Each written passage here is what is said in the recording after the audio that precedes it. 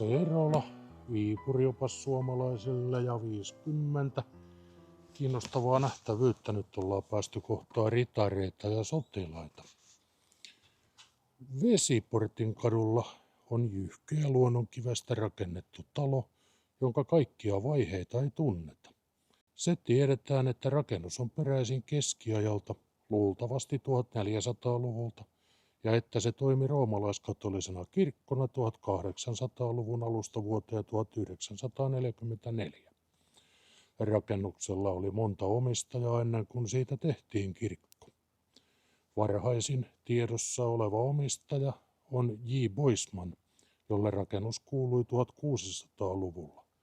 Vuonna 1705 omistajaksi tuli rovasti Gestrinius ja 1700-luvun lopulla kauppias Jaenisch. Onpas jännä. Vähän ennen kirkolliseen käyttöön ottamista rakennus toimi jonkin aikaa vielä Viipurin aatelin ritarihuoneena. Asiakirjoissa se mainitaankin Ritarin talon nimellä. Roomalaiskatolinen kirkko rakennuksesta tehtiin Venäjän armeijan palveluksessa olleita puolalaisia ja liettualaisia sotilaita sekä heidän perheitään varten vuonna 1799. Nimensä kirkko sai suojeluspyhimyksensä Pyhän Hyasintuksen eli Jacek Odrovatsin mukaan.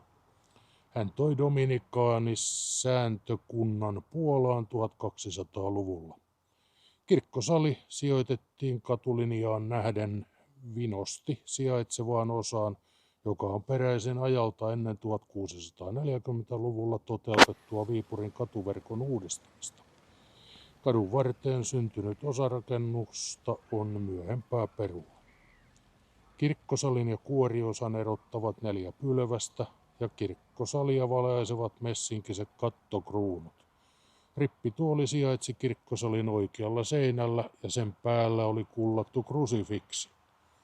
Kirkkosalin seinille oli useita maalauksia, kuten kuvaus viimeisestä ehtoollisesta. Kirkon esineistö oli katoliseen tapaan runsas. Vuosien varrella rakennuksessa on tehty useita muutoksia ja laajennuksia. Nykyisen asunsa se sai 1970-luvulla, jolloin rakennuksen vesikatto korotettiin vastaamaan 1700- ja 1800-luvun vaiheen asua. Kirkko palveli Viipurin katolisia aina vuoteen 1944. Itse kirkkorakennus selvisi talvisodasta varsin vähin vaurioin, mutta kaupungin jäätyä Neuvostoliitolle venäläiset tuhosivat kirkon sisustuksen. Jatkosodan aikana suomalaiset kunnostivat kirkkoa ja se vihittiin uudelleen käyttöön 1942, mutta vuonna 1944 kirkko oli taas jätettävä Neuvostoliitolle. Neuvostoaikana kirkollinen sisustus tuhottiin toiseen kertaan. Myöhemmin rakennuksessa on toiminut muun muassa lasten taidekoulu. Ja Pyhän Hyasintuksen roomalaiskatolinen kirkko sijaitsee Vesiportin katu 4 Ulitsa Vodnoi Chastavi Chitier.